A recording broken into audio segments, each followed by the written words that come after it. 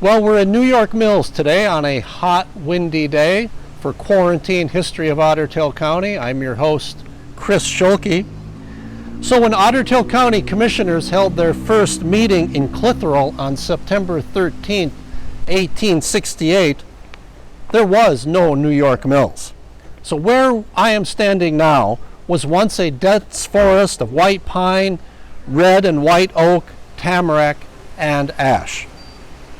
New York Mills traces its origins to Dr. Henry Van Airman, who, as Commissioner of Pensions, had access to field notes of government surveyors describing land along the proposed Northern Pacific route. When he found out how rich this area was in timber, Van Airman, along with two other investors, established the New York Mills Company, headquartered in Olean, New York. Arrangements were made to construct a lumber mill in Section 8, where present-day New York Mills is located. Materials to construct the mill arrived by rail car in 1872, and the mill was located in what is now Centennial Park here in New York Mills.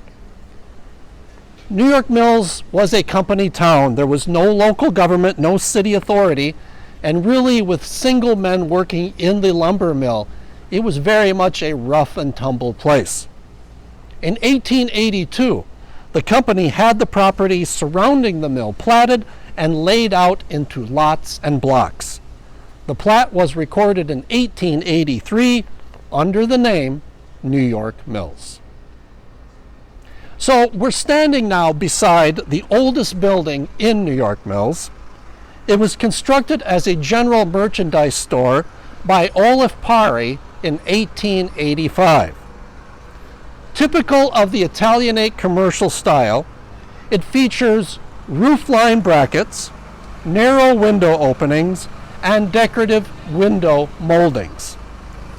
It was purchased by Hjalmar Karvinen in 1940.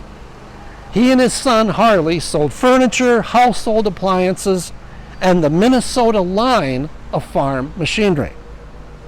The second story was primarily a meeting space for organizations such as the Modern Woodmen and the Royal Neighbors. The Olaf Pari building became the New York Mills Regional Cultural Center in 1990. And now join me as we go to another renovated building in New York Mills, the old Cooperative Creamery building.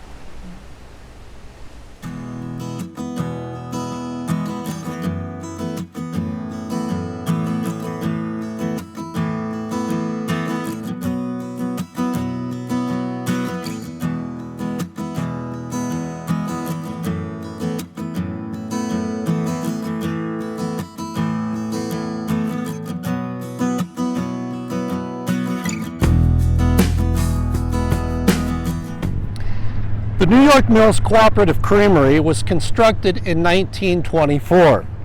Now, most Ottertail County communities had cooperatives. What set New York Mills apart from other towns is that the cooperative movement was so active and strong. This was largely due to their Finnish influence. Finns were determined to find a place for themselves in America. They had a strong communitarian spirit because they felt people had to work together in order to survive and thrive. So they created a wide variety of organizations to support their community, including consumer and producer cooperatives. Now, many Mills residents remember the dairy bar located here at the Creamery. People came from miles around to try Walt Dresser's strawberry ice cream from a recipe that Walt never revealed. The building later became a cooperative hardware store until Bob and Bonnie Thompson started Mid-State Auto Auction at this location. It recently reopened as the Farmer's Daughter Rustic Bakery. And now join me over at Centennial Park.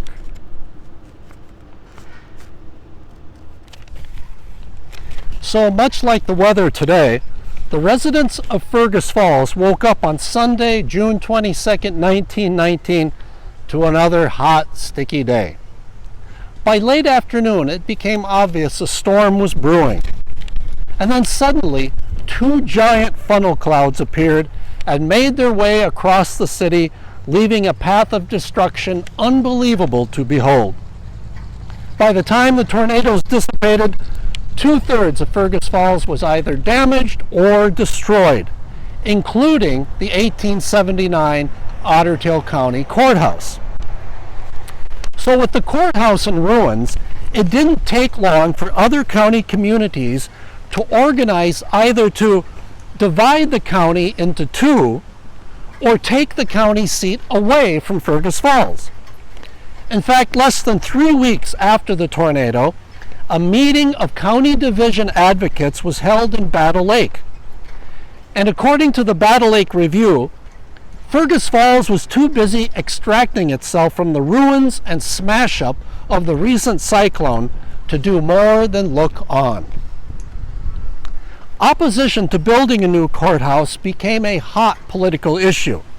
So much so that in August 1920, a bond issue to raise funds to replace the courthouse failed. There was no unity on what should be done. So since removing the county seat designation from Fergus Falls would likely fail, a proposal came from New York Mills to divide the county by taking the 16 northeastern townships from Otter County to form a new county called Clover.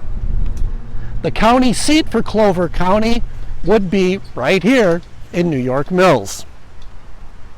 But not everyone in the eastern part of the county was supportive of the idea. Harvey Smalley, editor of the Perham Enterprise Bulletin, was in fact a vocal opponent.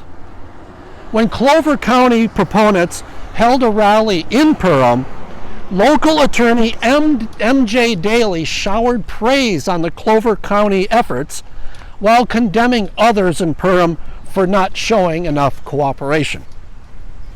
In response to Daly's comments, editor Smalley wrote an editorial saying that it was every American's inalienable right to make a damn fool of himself.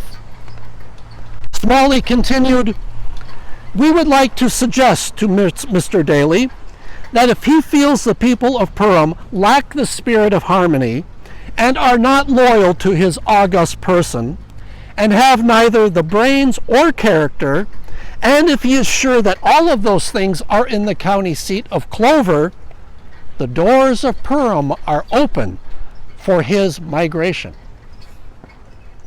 Well, in the end, there just was not enough support. At the November 1920 general election, the Clover County proposal was defeated by a vote of 4,020 for Clover County and 9,839 against. A new Otter County courthouse was built and opened in 1921.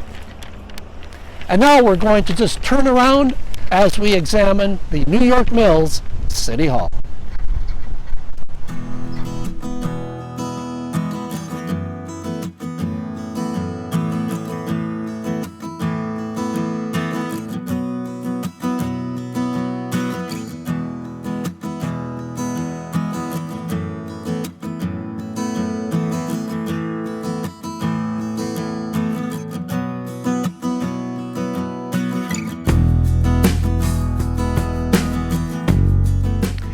So this version of City Hall behind me dates back to 1940 when it was remodeled in the Art Deco style as a Works Progress Administration project.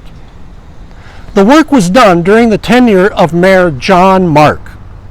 Now, even though the federal government contributed $85,000 for the project, the City of New York Mills had to come up with an additional $15,000. When a skeptical citizen asked Mayor Mark what would happen if the city could not pay for the bonds and it was lost to creditors, he said, "We make it so big so they can't move it." And after it was built, Another naysayer said City Hall was made of money, to which Mayor Mark responded, "No, it's made of concrete." John Mark was mayor of New York Mills for over 30 years, starting in 1932.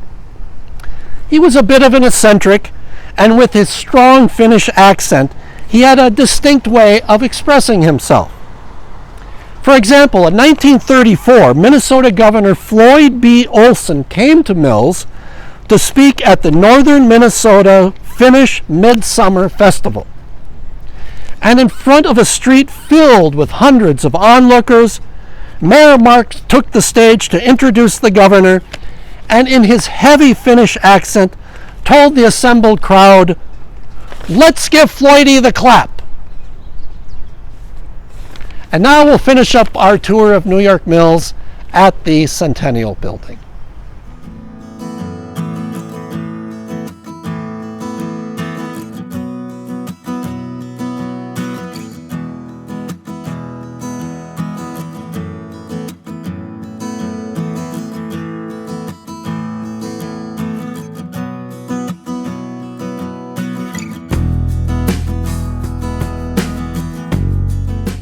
Behind me is a New York Mills landmark since 1904.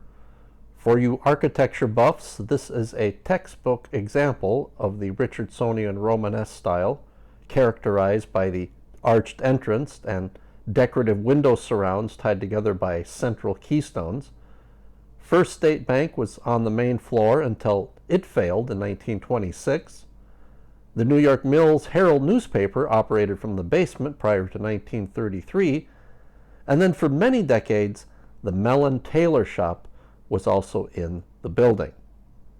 The beautiful arched entrance was a gathering spot for the town's gentlemen of leisure who gathered daily to discuss the affairs of the day. Well, that's it from New York Mills.